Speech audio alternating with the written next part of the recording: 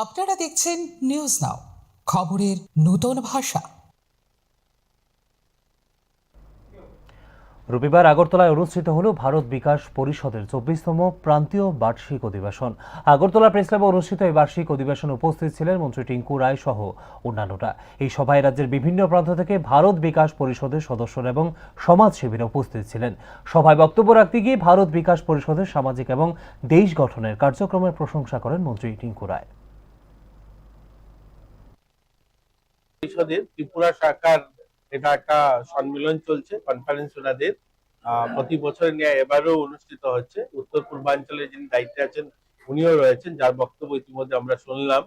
আর ভারতীয় বিকাশ পরিষদের মূল লক্ষ্য হচ্ছে সেবা এবং সুশাসন সংগঠন তৈরি করা, প্রবুদ্ধ জনদেরকে সচেতন করা এবং তাদেরকেও সামিল করা সামাজিক কাজে, রাষ্ট্র নির্মাণে সকলের যোগদান, এটা নিয়েই